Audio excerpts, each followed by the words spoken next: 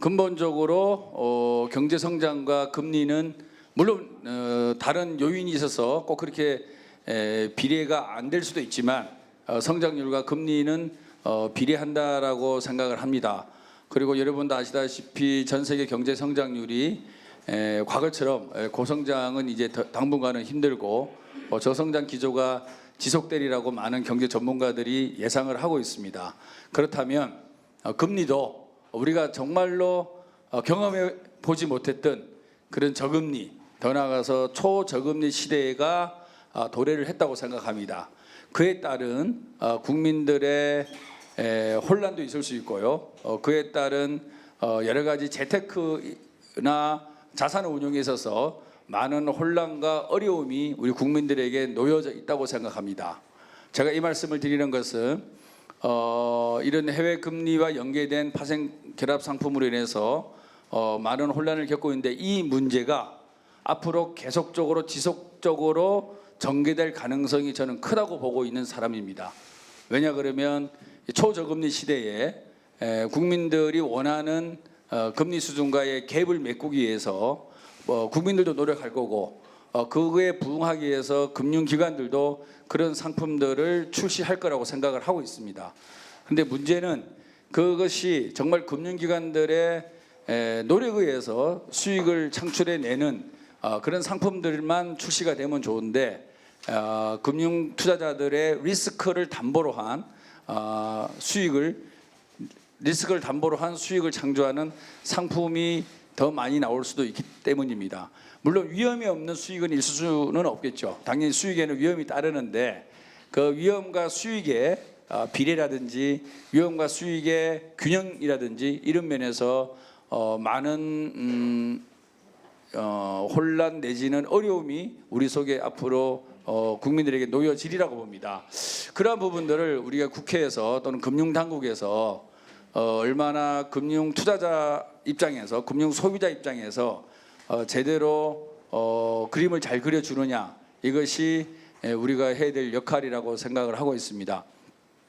이번 DLF 사태에서 봤듯이 이 금융 상품의 제조 설계에서부터 판매까지 많은 문제점들이 밝혀졌습니다. 제가 국감에서도 이번 DLF 사태는 단순한 금융상품의 불안전 판매를 넘어선 사기성 판매일 수도 있다라는 점을 부각을 했었고 따라서 금감원이 그동안에 가져왔던 분쟁조정위원회의 손해배상률 70% 이상도 감안을 해야 된다. 신축적으로 고려를 해야 된다라고 지적을 했었습니다.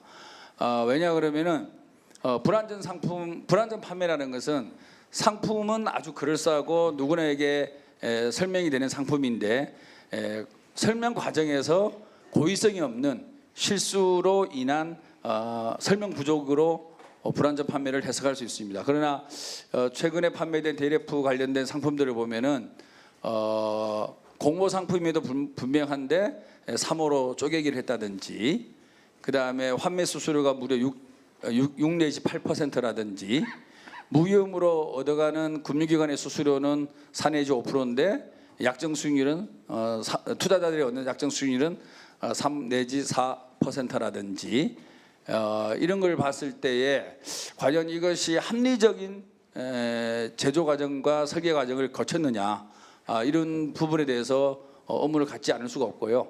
이런 상품을 판매하게 된 은행의 의사결정 과정도 보면 각종 위원회에서 이 상품에 대해서 판매를 해서는 안 된다 또는 여러 가지 문제점을 지적한 위원들의 위원을 교체한다든지 그다음에 아예 위원회에 안건으로 올리지 않는다든지 이런 것을 봤을 때에 판매를 전제로 한 다시 말해서 고의성이 있다는 거죠. 판매를 전제로 고의성을 가진 판매를 목적으로 한 의사결정 행위 그런 것들이 바로 사기성 판매일 수 있다는 얘기죠. 그리고 이제 판매 과정에서도 수익만을 설명하고 손실 위험을 설명하지 않은 부분들도 많이 나오는 것 같고요. 그다음에 이 은행이라는 것이 안정적 수익을 목적으로 하는 고객들이 주로 거래하는 곳인데 대부분이 이런 고위험 상품을 어느 은행을 보면 60대 이상이 50% 이상을 넘어가고 있습니다. 다시 말해서 노인들에게 팔았다는 것은 어도성이 있는 거죠. 고의성이 있는 거죠. 그런 부분이라든지 그다음에 해피콜 제도를 형식적으로 운영하거나 해피콜을 받지 말아라까지 얘기했다든지 이런 부분에 대해서 불안전 판매 부분도 당연히 있는 거고 불안전 판매를 넘어선 고의성을 가진 즉 다시 말해서 소비자가 큰 피해를 볼 수 있다라는 인식을 갖고서도 판매를 강요하지 않았느냐라는 의심을 할 수 있다고 생각합니다. 아마 지금 오늘 감독원도 나오셨는데 감독원에서도 지금 분쟁조정위원회에서 잘 조사를 해주리라고 보는데요. 저는 아까 처음에 말씀드린 대로 초저금리 시대에 이와 유사한 상품을 지속적으로 나올 가능성이 있고 이에 따른 대책을 우리가 제대로 만들어 놓지 못하면 금융기관과 투자자 간의 신뢰가 무너지고 그로 인한 우리 사회의 피해는 아주 막대하리라고 봅니다. 여러분도 아시다시피 우리나라의 전체 자산의 70%는 부동산으로 쏠려 있습니다. 이 부동산으로 쏠려 있는 자산을 금융, 특히 자본시장 쪽으로 우리가 흡수를 해와야만 우리가 그 돈이 기업으로 들어가고 금융산업이 발전하는데 지속적으로 이렇게 금융투자자와 금융기관 간의 신뢰가 무너졌을 때 다시 우리는 그 돈이 어디로 흘러갈 것인가 불을 보듯 뻔한 상황이라고 생각하기 때문에 최근에 일어난 이 디레프 사태를 계기로 해서 다시는 이런 일이 재발되지 않게끔 우리 금융위원회와 금융감독원 특히 국회가 머리를 맞대서 좋은 대안을 만들어내야 되지 않느냐 그런 차원에서 오늘 토론회를 개최하게 됐다는 말씀드립니다. 감사합니다. 고맙습니다. 지금 이번에 그 DLF 사태의 그 판매 금액은 금감원 발표에는 8,200억 정도로 나와 있는데요. 거기에 고용노동부가 600억 정도를 투자를 했다가 80%인 480억을 손실을 봤습니다. 그래서 그 금액을 더했을 때는 8,800억 정도의 DLF를 판매한다고 볼 수 있습니다. 물론 고용노동부 것은 증권회사가 판매한 600억하고 200억, 그래서 한 증권회사는 한 800억 팔고 어림잡아 양은행이 4천억씩 정도 팔았다 이렇게 보시면 크게 뭐 차이가 안 날 것입니다. 그래서 지금 이제 판매사는 주로 은행의 경우에는 우리은행과 하나은행 이렇게 볼 수 있고요. 가입 인원은 뭐 중복 인원을 포함해서 한 3,600명 정도 되는데 여기에는 이제 국가와 재단 뭐 이런 데가 다 포함됐다고 할 수 있겠습니다. 문제는 DLF가 지금 제가 8,800억을 팔았다고 하는데요. 이게 지금 이것만이 아니라 지금 잘 아시는 그 라임 자산운용의 그 지금 판매 연기, 그러니까 환매 연기라고 하는 거는 이제 지금 그 돌려주지 못하는 돈이 1조 5천억이 넘습니다. 또 하나는 지금 현재 그 신한금융투자에서 독일에 투자한 4천억 정도가 일부 사기로 이렇게 사기를 당한 부분이 있어서 또 환매가 지금 안 되고 있는 4천억 정도, 또 KB증권과 관련된 것들이 또 한 2천억 이상. 그러니까 지금 이 DLF와 유사한 상품이라든지 이 펀드로 인해서 현재 문제가 되는 것만 큰 것만 해도 3조 원이 넘습니다. 그렇다고 하면 이 부분에 대해서 지금 이렇게 DLF 8,800억만의 문제가 아니라 지금 전반에 초고위험 상품에 대한 우리 시장에서의 판매 문제가 얼마나 심각한가 이런 것들을 한번 살펴볼 필요가 있다고 봅니다. 이번에 이런 그 사태가 발생한 원인을 본다면 첫 번째로 뭐 우리 의원님이 여러 가지를 다 잘 정리를 해주셨지만은 은행의 무차별 판매의 전략이죠. 그 전략으로 인해서 사기 판매와 또 불안전한 판매 이런 것들이 같이 혼합돼 있다. 그래서 여기에는 고객에 대한 어떤 적합성이라든지 안전한 상품이라고 하는 그러한 마케팅의 어떤 정신이라든지 아니면 또 사후적으로 또 서류 위조를 했다든지 이러한 행위들이 이제 사기와 불안전 판매로 저희가 얘기할 수 있고요. 사모펀드를 상당히 이제 변칙 편법 방식으로 지금 그 증권회사나 은행에서 무분별하게 판매하고 있다. 뭐 라임 자산운용도 그 사모펀드고요. 대개 다 지금 현재 사모펀드 형식이 문제가 되고 있죠. 그러니까 사모펀드 자체가 문제가 아니라 이거를 변칙적, 편법적으로 영업에 활용하는 이 방식이 제가 볼 때는 문제라고 보고요. 단기 상품을 단기 고객을 마치 이런 상품들이 단기 상품인 양 이렇게 유인 판매를 했다. 그 다음에 이 이제 판매 실적에 대한 어떤 그 은행 조직의 어떤 그러한 그 압력이 강하다 보니까 직원들이 경쟁적으로 판매한다든지 단기 실적을 제고시키기 위해서 너무나 과도하게 판매한 부분. 그 다음에는 또 이런 문제는 어쩔 수 없는데요. 금융당국의 어떤 이 사모펀드의 규제 완화가 이런 부분을 너무 이제 그 유입 장벽을 많이 낮췄다. 예를 들어서 그 과거에는 뭐 5억이라고 하는 그 최저 금액이 1억으로 줄었다든지 또 이번의 경우에 1억이 이제 최소 피해액이죠. 최소 가입 금액인데 1억을 만들기 위해서 뭐 9천만 원의 이 은행 고객의 예금자는 예를 들어서 500만 원을 대출을 해주고 500만 원을 뭐 주택 청약 예금을 해지한다든지 해서 1억을 맞춘다든지 이렇게 그 어떤 뭐 과도한 영업 행태가 다양한 모습으로 나타났다 이렇게 볼 수 있습니다. 그래서 이러한 사모펀드는 규제 완화적인 측면에서 적용이 됐지만 이것을 금융권이 사실은 편법적으로 악용한 부분이 있다 보니까 이런 부분이 감독의 사각지대였다. 그래서 이러한 감독의 어떤 그 감시 이런 것들이 모니터링 이런 것들이 부재한 것이 이렇게 크게 사태를 일으키지 않았나죠. 지금 현재 은행들은 현재 고객들한테 만기까지 이제 가도록 대체적으로 유도를 하고 있습니다. 그런데 이제 그 DMS의 상품의 경우에는 내년에 6천억 정도가 도래하는데요. 내년에는 사실 지금 뭐 금리가 미국이나 영국 금리가 약간 떨어질 수 있다고 하면 이거는 좀 약간의 더 하향 추세가 있지 않느냐 하는 그러한 그 우려도 있는 상태에서 일단 만기까지 지금 가도록 유도하고 있다. 그 다음에 뭐 고객의 그 개인별로 은행들이 대책을 세워서 서류나 어떤 그런 것들을 증거를 보완하고 있기 때문에 향후에 이제 그런 분쟁 조정이나 뭐 다른 어떤 구제 수단을 할 때 그 좀 불리하게 작용할 수도 있다.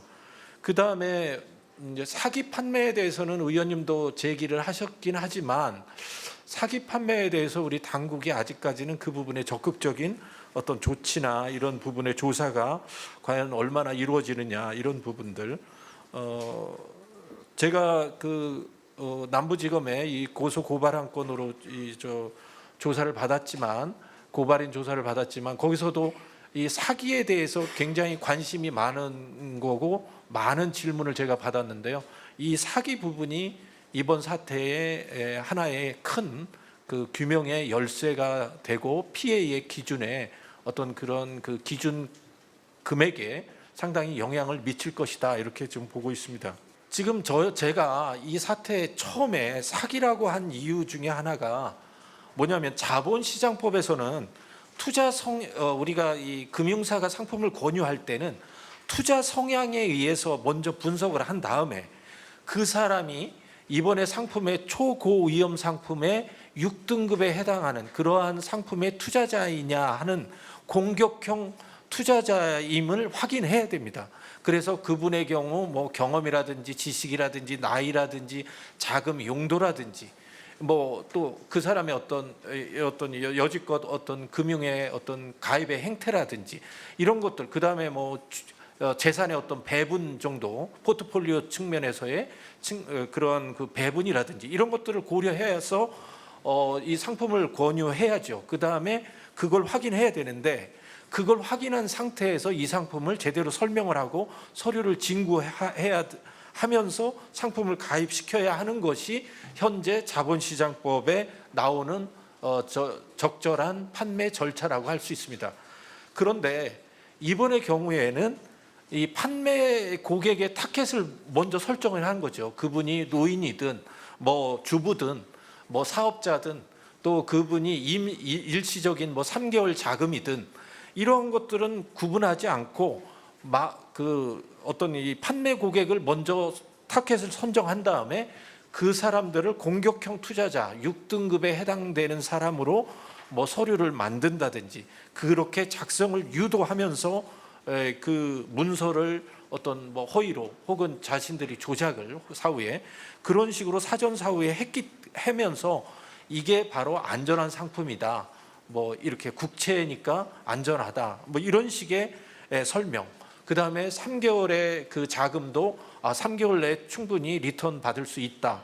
이런 식으로 하다 보니까 이렇게 공격형 투자자로 가입을 완성시킨 사례가 너무 많다.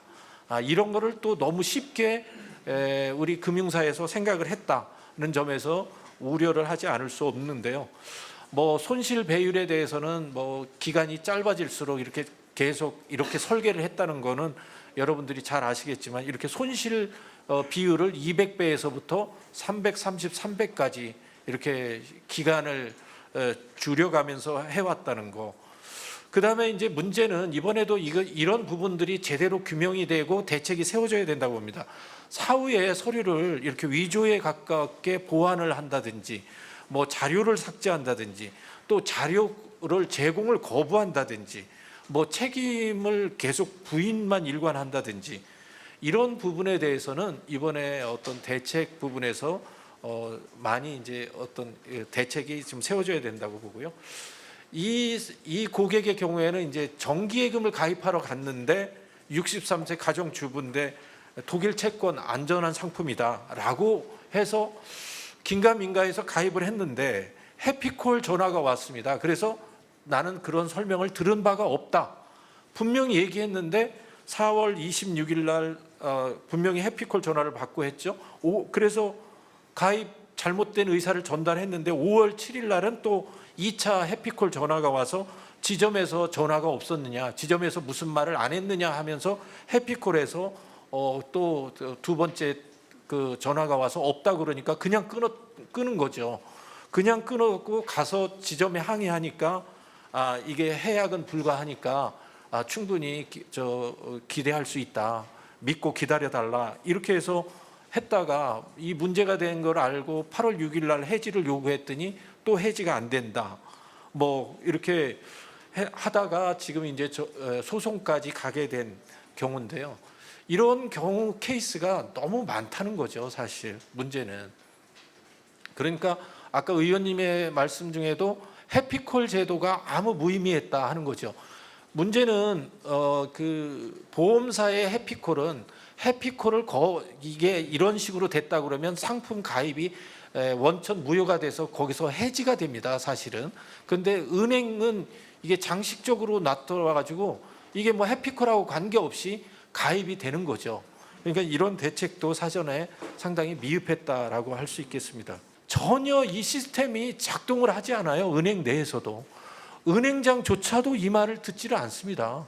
그러다 보니까 엄청난 이런 사태가 벌어졌는데 아마 제가 볼 때는 그래서 제가 그런 이유 때문에 사실은 더 형사고발을 하게 된 이유인데요. 그런 점에서는 이 사전 사후 모니터링 시스템을 아주 바로 즉시 시급하게 강화할 필요가 있다 이렇게 생각합니다. 이상 발표를 마치겠습니다. 감사합니다. 은행이 상품 설계, 제조, 판매 과정에서 위법 부당한 사유가 무엇인지, 셋째로 은행의 적합성 원칙 위반의 점, 넷째 설명 의무 위반의 점, 다섯 번째 은행의 민사적 책임, 그다음 여섯 번째 은행의 형사적 책임의 순서로 살펴보도록 하겠습니다. 다 아시다시피 이 사건 DLF 증권은 위험 1등급의 매우 높은 위험을 가진 증권입니다. 기초자산의 가격 변동성, 원금 손실 범위, 또 레버리지가 고도의 레버리지 손실 배수가 있어서요. 1등급으로 책정이 되어 있고요. 기초자산은 독일 국채, 영미 수학 금리인데요. 금리는 통상 일반이 생각하는 어떤 이자율의 개념이 아니라 만기의 수익률의 개념입니다. 독일 국채 금리 연계 상품의 경우에는 만기 상환 금리가 마이너스 0.3포인트 이상인 경우에는 손실을 발생하지가 않습니다. 쿠폰이 주어지고요. 그다음 마이너스 0.3% 이하로 떨어질 때는 손실이 발생되어서요. 마이너스 0.601포인트가 되었을 때는 손실 100%가 발생되는 손익 구조를 가지고 있습니다. 그래프이고요. 보게 되면은 만기 금리가 마이너스 0.31%부터 마이너스 0.601%포인트인데요. 그때마다 만기 때 상환되는 금액이 달라집니다. 보게 되면은 결국 투자자가 받을 수 있는 최대 이익 금액은 투자 원금의 2.15%입니다. 여기에 선취 수수료 1%와 운용 보수 0.1%를 공제하면은 약 1% 정도에 불과합니다. 반면에 투자자가 받을 수 있는 최대 손실 금액은 투자 원금 전부입니다. 거기에 만기 평가 금리가 0.01포인트 하락할 때마다 투자 금액은 3.3%씩 손실이 발생됩니다. 이게 손실 배수라고 하는데 333배에 달하고 있습니다. 그래서 만기 금리가 마이너스 0.6포인트보다 낮게 되면 투자 원금 100%를 전체 잃는 구조를 가지고 있죠. 요거 이제 다음은 이제 CMS 금리 상품이 있죠. 여기는 기초 자산이 영국 파운드화의 7년 CMS 금리와 US 달러의 5년 CMS 금리 두 CMS 금리를 기초 자산으로 하고 있습니다. 이것도 일반인들이 이걸 이해하기는 어렵죠. 이 기초 자산이 무엇인지에 대해서요. 2019년도에 이제 1월 달별로 해서 쭉 금리가 하락되다가 4월 달, 5월 달부터 마이너스 구간에 진입을 합니다. 그래서 2019년 3월 달 독일 국채 그 상품이 3달간 3월 달, 4월 달, 5월 달 집중적으로 팔렸는데요. 2019년 3월 달, 4월 달 계속 하락하면서 마이너스 금리로 진입을 했습니다. 그래서 이 기간 동안에는 금리가 0.25포인트 정도 이상만 하락하면 손실 발생되는 상황에 직면을 했었던 상황에서 이 상품이 팔렸죠. 그런데 요 변동폭 그래프에 의하게 되면은 지난 4년간 6개월 단위 관찰했을 때 금리 0.25% 이상 하락된 기간이 이미 23.2%에 달했고요. 손실이 100%인 금리가 0.4포인트 이상으로 하락된 기간도 10%에 달했습니다. 요즘에 제가 들어가 가지고 독일 국채 금리를 보게 되면은 변동폭이 굉장히 커서 하루에 0.1포인트씩 오르고 내리는 경우도 있습니다. 굉장히 변동폭이 큰죠. 또 하나는 333배, 250배, 200배, 333배 레버리지는 무한대 손실이 발생되는 독일 국채 금리가 0.01% 하락될 때마다 원금 3.3%의 손실이 발생돼서 333배의 레버리지를 가지고 있습니다. 그래서 독일 국채 금리가 0.3포인트 하락할 때 원금 100%의 손실이 나는 구조입니다. 또 원금 1.85포인트 약정, 원금의 1.85포인트가 약정 수익률인데요. 그중에 0.8%의 판매 수수료와 0.1%의 펀드세에 지급되는 수수료를 제외하게 되면은 투자자가 갖게 되는 실질적 이익은 원금의 0.95%입니다. 1억 원을 투자하면 95만 원의 수익을 얻게 되죠. 그렇지만 투자자의 최대 손실은 원금의 100%, 1억 원이죠. 그래서 이익 대비 손실은 105배에 달합니다. 동일한 1억 원을 독일 국채에 투자한 경우와 DLF 증권에 투자한 경우에 독일 국채가 그 후에 0.4포인트 하락할 경우에 독일 국채에 투자한 사람은 손실 40만 원을 잃지만 이 증권에 투자한 사람은 손실 1억 원을 잃게 됩니다.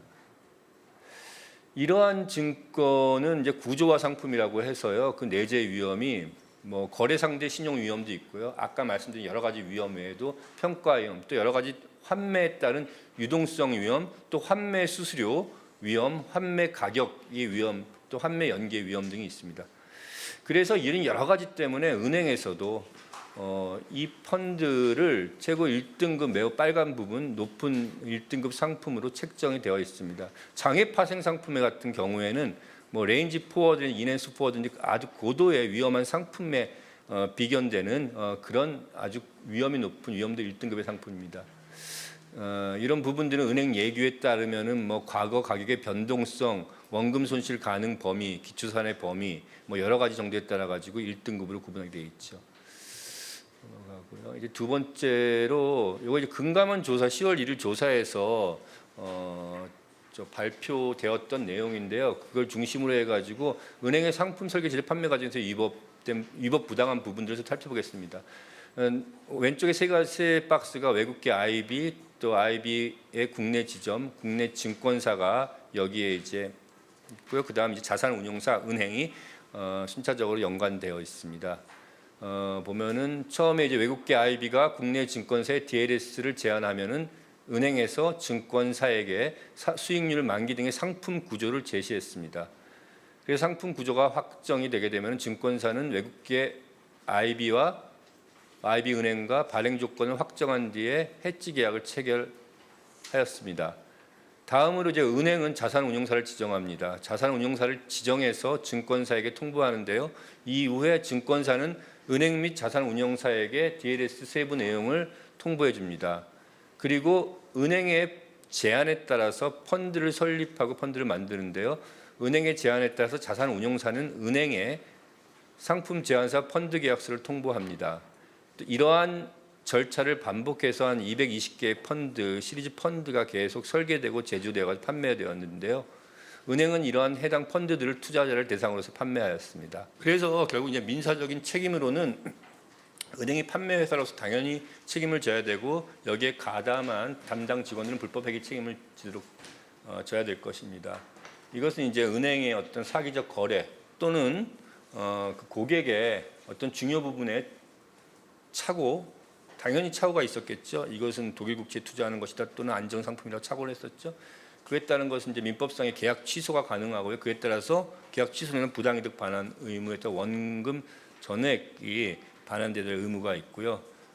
이와 병행적으로 또 자기적 부정거래, 부당권유, 적합성 원칙의 설명 의무 위반 이런 의무들을 위반했다는 불법 행위 책임을 병렬적으로 져야 마땅할 것입니다.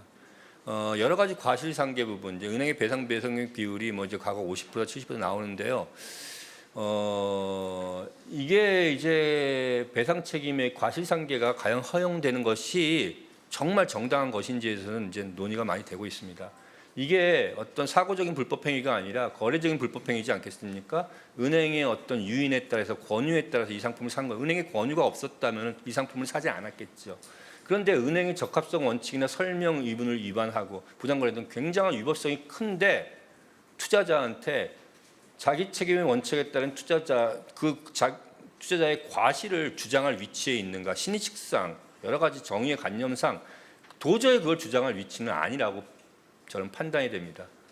또 현실적으로 투자 정보가 굉장히 격차가 심하고요. 투자 결정에 대해서는 은행 PB에 대한 의존성이 굉장히 큰 것이 현실적이고요. 자본시장법상의 입법 취지인 투자자 보호가 제1의 입법 취지인데요.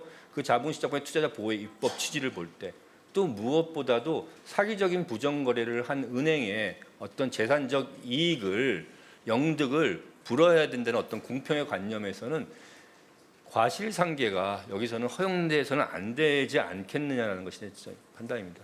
마지막으로 은행의 형사적 책임을 살펴보겠는데요. 자본시장법상 사기 부정거래 위반 행위가 1년 이상의 징역으로 되어 있고요. 이것이 형사상의 사기죄보다 오히려 높습니다. 그다음 문서 위조죄가 있는데요. 사기적 부정거래가 자본시장법 178조에 있습니다. 이것은 그 금지되는 유형은요. 부정한 수단을 계획, 기교를 사용하는 것이 금지되어 있고요. 중요 사항에 대해서 거짓 기재 표시하거나 중요 사항의 기재를 누락하는 것을 금지하고 있고요. 이건 고의죠. 뭐 과실로 인한 어떤 그 불안전 판매하고는 틀리죠. 또 금융상품의 거래를 할 목적으로 위계 사용을 금지하고 있는데 이런 경우에는 1년 이상의 유기징역 또 3배 이상 5배의 벌금에 처하도록 되어 있습니다. 특이한 것은 5억 원 이상인 경우에는 3년 이상의 유기징역, 50억 원 이상인 5년 이상의 유기징역이 되겠어요. 이게 마치 형사상의 사기죄와 특경법의 구조를 그대로 가지고 있죠. 이것은 다양하게 급변하는 증권 범죄에 있어서 기존의 형사상 사기죄에 포섭할 수 없는 부분을 자본시장법이 포괄적인 사기 금지를 규정한 것으로요. 이것은 사기적 부정거래가 다수인에게 영향을 끼치고 증권시장 전체를 불건전하게 할 수 있고 개개 투자자의 이익을 보호함과 동시에 증권시장에 대한 신뢰를 보호하는 데 목적이 있다는 것이죠. 딱 이 사안에 들이맞는다고 생각이 듭니다. 부정한 수단이라면 기망을 요하지 않습니다. 대법원 판례가 사회 통념상 부정하다고 인정되는 일체의 부정한 수단을 의미합니다. 법령에서 금지되었거나 공정한 경쟁을 해친다거나 자본시장의 공정성, 신뢰성, 효율성을 해칠 위험이 있는지를 합리적으로 고려합니다. 부실 표시 사용 행위에서 중요 사항이라면 투자 판단에 영향을 미치는 모든 행위를 말하죠. 이것은 이젠 문서를 이용하는 것일 뿐만 아니라 뭐 이메일을 하거나 하는 부실의 모든 경우를 포함돼서 이 사안에서도 이제 포함이 되고요. 실제로 부실의 표시를 한 이상 실제 타인에게 오해를 유발하거나 재산상의 이익을 얻을 것을 요하지 않습니다.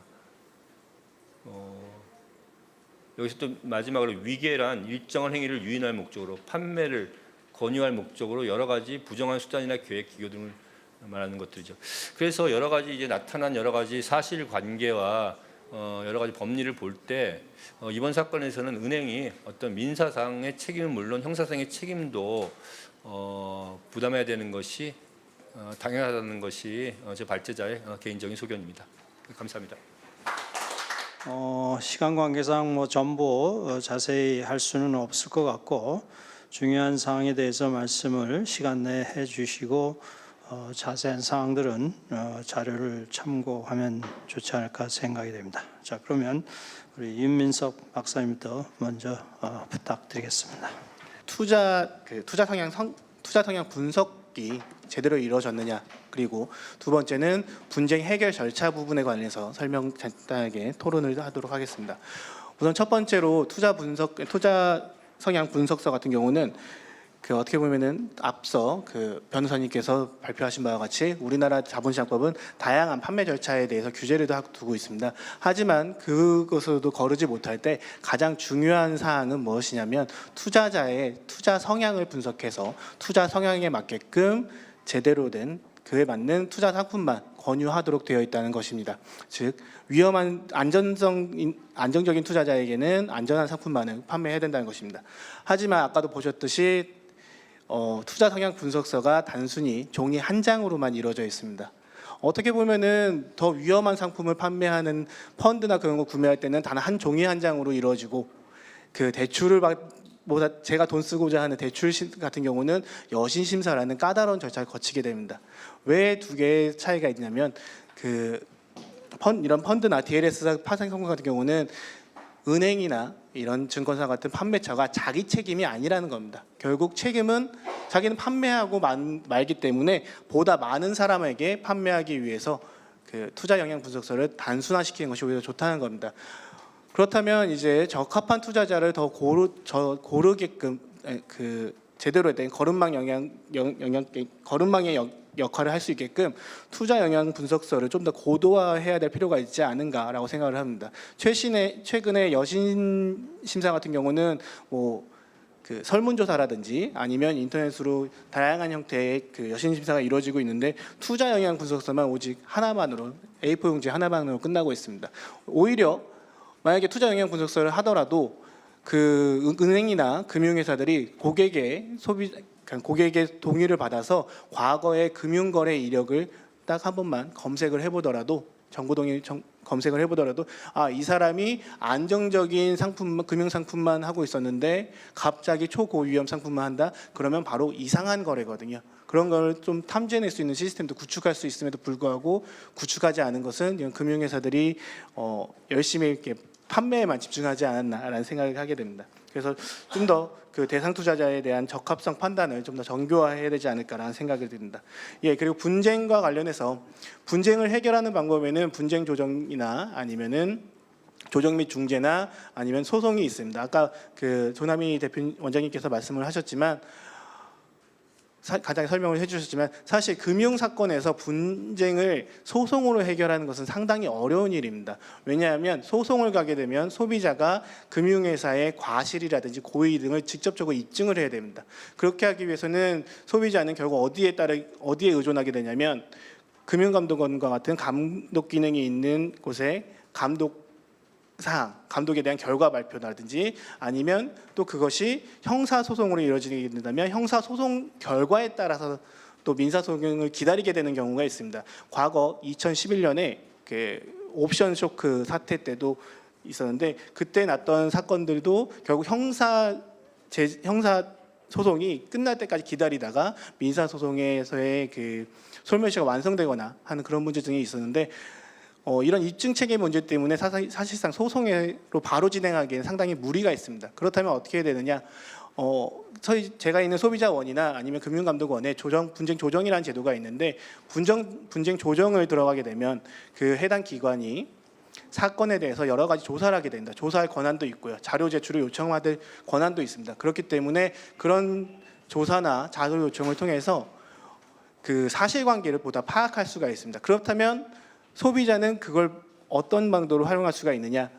분쟁 조정을 끝까지 가게 된 다음에 그 조정 결과를 받아봐서 자신이 마음에 안 들면 거부를 하고 소송으로 갈 수 있습니다. 그러면 이 장점은 뭐냐? 조정을 먼저 거치면 조정에서 나온 결과나 조사된 자료를 그대로 소송으로 들고 가서 활용할 수 있다라는 장점이 있습니다. 오히려 소비자 입장에서는 입증의 부담이 완화된다는 측면이 있죠. 그렇다면 사실 소송 같은 경우는 많은 비용이 들기 때문에 분쟁 조정을 가는데 분쟁 조정에서 깔끔하게 끝나는 게 가장 좋을 겁니다. 그렇다면 이제 분쟁 조정에서 깔끔하게 끝나게 좋으려면 분쟁 조정이 약간 좀 공정해야 된다고 생각을 합니다. 근데 이제 아까 조남희 원장님께도 말씀하셨지만 금융 분쟁 조정이나 그런 부분에 있어서 서로가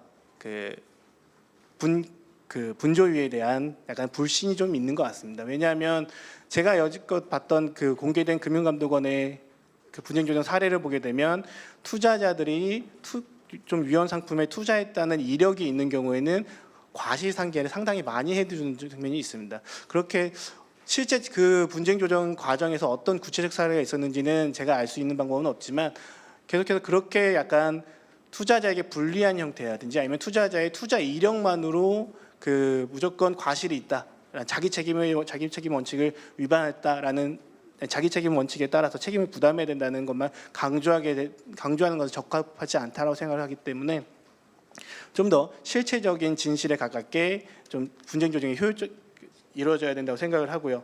그리고 어떻게 본다면 분쟁 조정 분쟁 조정 위원회의 구성이나 그런 부분을 좀 손볼 필요는 있다고 생각을 합니다. 현재로서는 금융감독원 내에 있기 때문에 그것을 조직적으로 독립을 시키거나 하는 중립성을 강화하는 형태의 좀 절차가 필요하지 않을까라고 생각을 합니다. 예, 이상입니다. 이번 DLF 사건이 굉장히 특별한 사건인 것 같지만 우리들은 이와 같은 사건을 많이 겪어왔습니다. 우리파워 인컴 펀드 사건부터 앞서 말씀해 주신 동양 CP 사건까지 일반 투자자들이 이렇게 손해를 많이 본 사건은 지금까지 여러 차례 있었습니다. 하지만 지금까지 소비자들이 정말 구제를 정말 충분히 받았다는 소식은 저는 못 들은 것 같습니다. 그래서 저는 이런 소비자 구제 차원에서 사전적으로 이런 문제가 더 이상 발생하지 않을 수 있는 방법이 무엇인지에 대해서 먼저 말씀드리고자 합니다.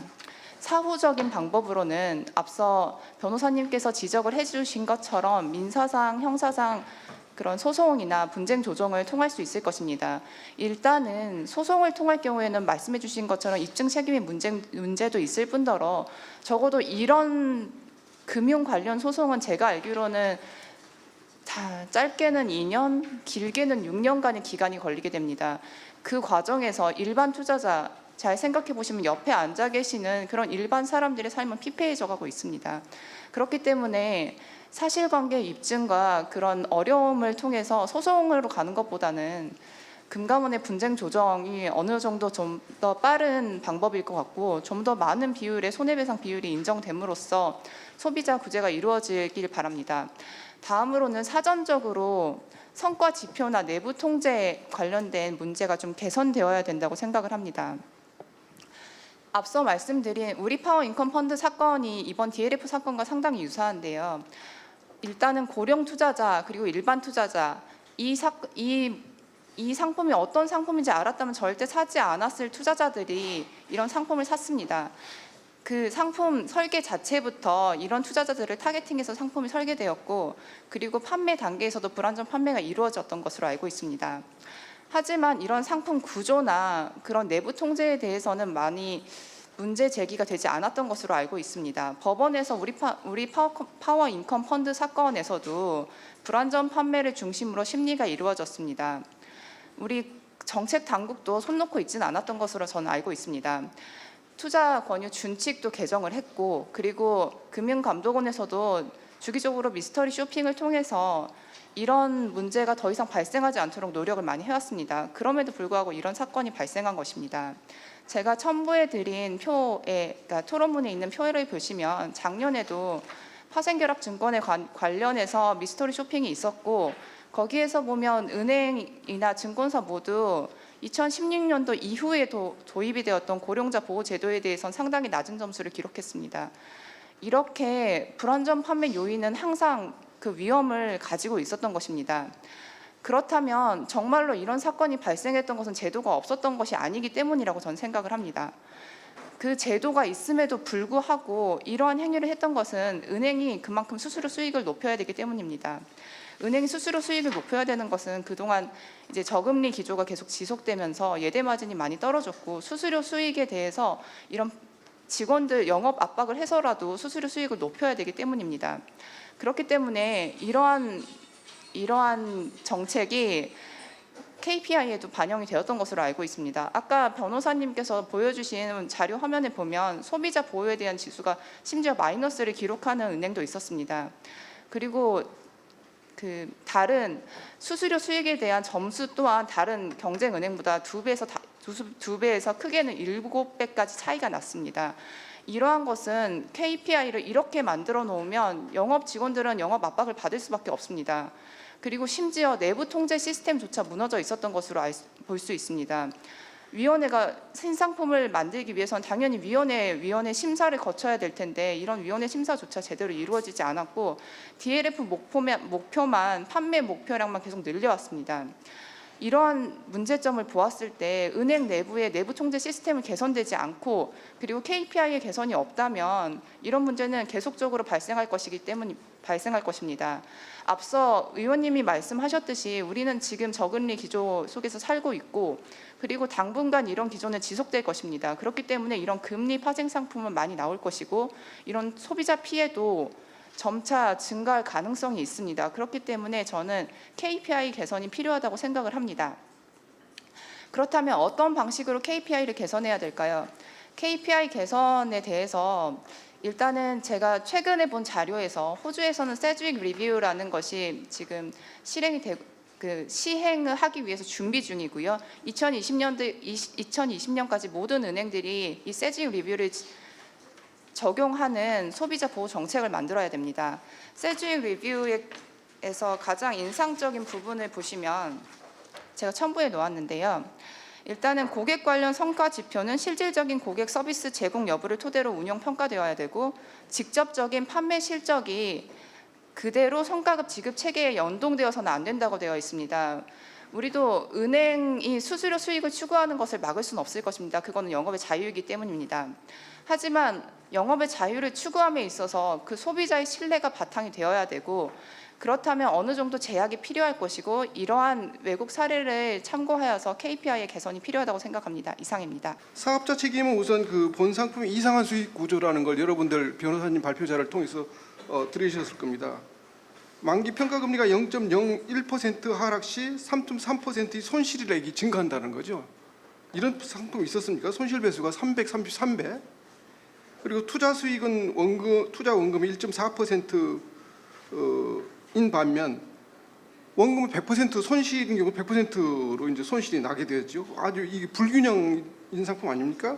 그래서 한편 더 웃긴 것은 뭐냐면 은행 선취 판매 수수료가 1.0%이고 펀드 보수 운영 보수는 0.11%를 공제하면 투자 원금이 0.29%밖에 남지 않는다는 거죠. 이 배보다 꼭지가 훨씬 큰 겁니다. 그렇죠? 여러분 다 공감하시죠? 즉 아까 변호사님 다시 말씀드렸지만 금융수수료가 4.93%, 수익률이 2.02%. 이런 상품을 어떻게 은행에서 판매를 합니까? 도대체 상상이 안 가는 내용이라는 생각이 들고요. 두 번째 거 보면 최소한의 은행의 도덕적 양심도 없다. 비이성적 판매라고 그랬는데 아까 그 비이자 수익률은 7배까지 증가를 시킨 반면 고객 보호는 완전히 이제 고객은 속된 말로 개무시를 한 거죠. 이렇게 영업을 하고 있고 수수료 중대 수익에 혈안이 돼 있다라는 걸 아주 실감나게 체감을 했습니다.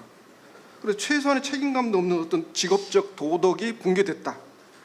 손실이 예상됨에도 불구하고 계속 판매를 하고 있었습니다. 알면서도 광고에 보니까 세계 최고의 안전 자산 이렇게 가지고 광고를 하고 있었고 또 독려까지 하고 있었고 이 상상이나 되는 일인지 우리나라에서 공정한 사회라고 그러는데 이게 되는 일인지 참 이해가 안 됩니다. 그다음에 소비자 설명 부족 및 기망인데요. 상품 내용에 대한 설명, 위험성 설명을 전혀 안 했죠. 그죠? 문서도 조작을 했다라는 게 우리 변호사님 발표 자료에 80쪽에 나와 있습니다. 공간을 자기들이 채워 넣었다는 거죠. 그래서 소비자 피해를 방관하고 조장하고 있었고 소비자 책임이 뭐냐, 소비자 과실이 뭐냐. 아까 그 변호사님도 과실상계를 논해가지고 소비자들이 100% 보상을 못 받았다고 하는데 저도 소비자 책임도 있다고 봅니다. 뭐냐면 감독기구나 은행을 100% 신뢰한 과실이 있습니다. 그렇게 하지 말고 항상 은행에 가면 의심을 하고 이렇게 꼼꼼히 따져보고 해야 되는데 순진하게 은행이니까 정확하게 하겠지. 감독기구도 있으니까 위원회도 있고 감독원도 있고 그걸 100% 믿었던 게 이게 소비자 과실이죠. 근데 이걸 과실이라고 해야 될지는 잘 모르겠습니다만 그다음에 이제 감독자 책임이 있는데 뭐냐면 아까 그 우리 조 원장님 말씀해 주셨는데 사모펀드 감시 감독 제도 그 감시 감독하는 제도가 부족하다.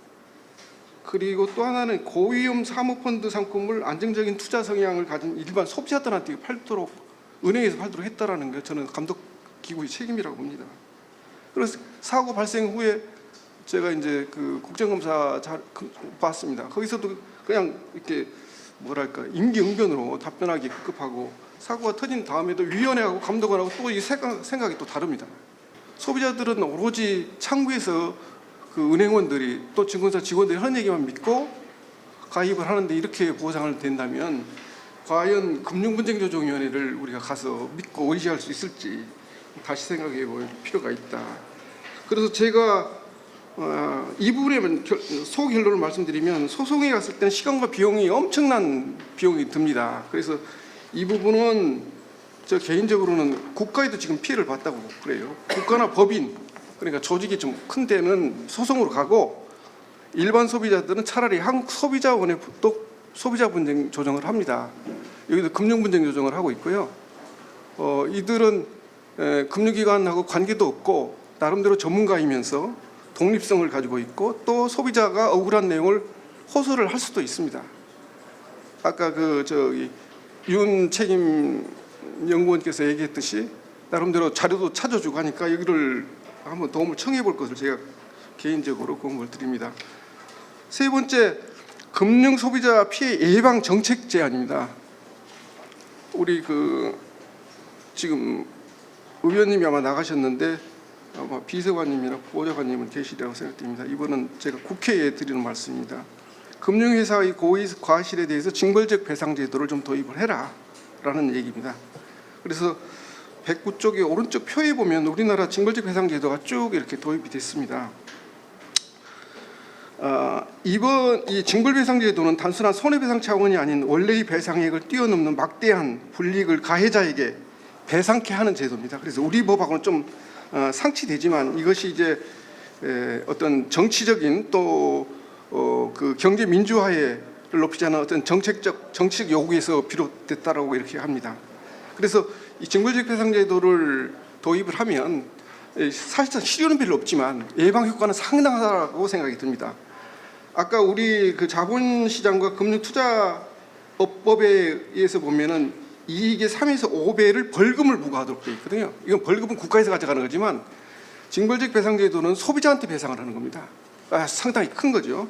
그래서 결론적으로 이런 피해가 앞으로 계속 이런 피해가 있을 텐데 이런 피해를 조금이나마 예방하기 위해서는 금융기관에 고의나 과실이 있을 때는 징벌적 배상 최대 뭐 5배까지 10배까지 하면 좋지만 미니멈 한 5배, 3배 정도라도 징벌적 배상 제도를 도입을 할 것을 제가 간곡히 의원실에 제안을 드립니다. 이상입니다.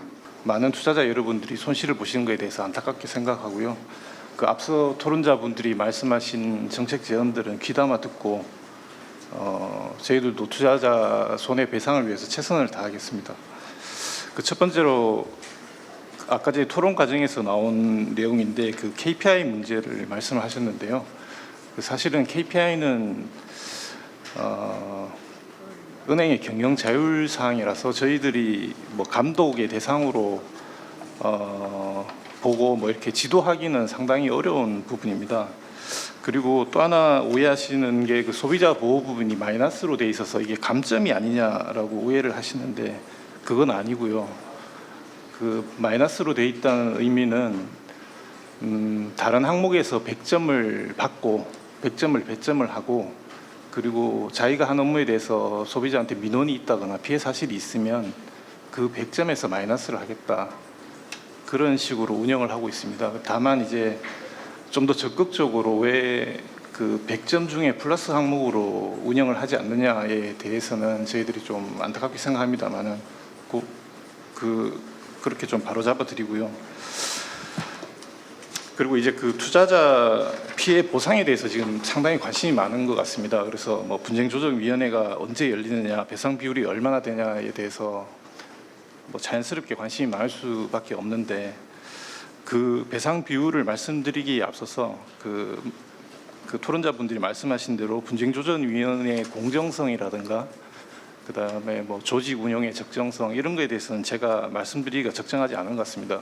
그 고동원 교수님께서도 말씀하셨다시피 이것은 감독기구 개편하고 관련이 있고 금융위 설치법을 개정해야 되는 문제이기 때문에 이 자리에서 말씀드리는 것은 적절치 않은 것 같고요. 그다음에 그 분쟁조정 배상률이 뭐 최대 70%밖에 안 되고 그다음에 그 자기 투자 책임 원칙을 많이 강조했다라고 하시는데 그거는 이제 구체적인 사실관계를 따져봐야 되는 것이고 일률적으로 낮다 높다라고 판단하기는 좀 어려운 것 같습니다. 그리고 이제 뭐 수많은 민원건 중에 분쟁조정 건수가 왜 이렇게 적으냐라는 말씀도 하셨는데 분쟁조정에 상정되는 안건은 굉장히 중요한 안건이고요. 나머지는 이제 실무자들이 다 그 조정을 완료해서 금융회사하고 이제 민원인하고 조정을 완료하기 때문에 분쟁조정위원회까지 올라가지 않는 것일 뿐이고요. 그 조정위원회에 상정되지 않았다고 해서 저희들이 뭐 업무를 소홀히 한다거나 그런 건 아니라는 점을 좀 알려드립니다. 그리고 이번 사태를 계기로 저 개인적으로는 이 사태가 왜 발생했느냐, 어떤 토양에서 발생을 했느냐에 대해서 한번 되짚어 볼 필요가 있다고 생각합니다. 앞서 이제 토론자분들이 많이 말씀하셨는데 그 첫 번째 원인은 저금리고요. 이게 저금리가 투자자들이 이제 고수익을 추구하는 성향도 있지만은 금융회사 입장에서도 저금리가 계속되다 보니까 그 예대 마진이 자꾸 축소되고 수익원이 없어집니다. 그리고 그 우리나라의 경우에는 트랜잭션에 대한 수수료를 받을 수가 사실상 곤란하기 때문에 이런 수익증권을 많이 팔아서 판매 수수료를 얻으려는 유인이 생겼다고 생각하고요. 여기에 이제 경영진의 단기 성과주의가 겹치면서 이런 사태가 발생하지 않았나라는 생각이 들고요. 그 판매 은행에 대해서 의무를 부과하고 있는 게 적합성, 적정성 원칙을 적용받기를 원하느냐 이거를 물어보게 되어 있습니다. 자본시장법에. 그래서 이제 은행 입장에서는 공모하고 사모를 구분하지 않고 처음부터 다 적용을 해버립니다. 그냥 투자 성향 분석도 받고 공모 상품과 똑같이 해버리는 게 이제 법규를 준수하는 데 유리하기 때문에 그래서 뭐 은행의 그 의도는 좋았지만은 투자자 입장에서 볼 때는 이게 사문지 공문지 도대체 알 수가 없었다. 왜냐하면 공모펀드 가입하는 거랑 절차가 똑같으니까 이게 그냥 공모인가 보다 이렇게 생각했을 수도 있다는 생각이 듭니다. 그리고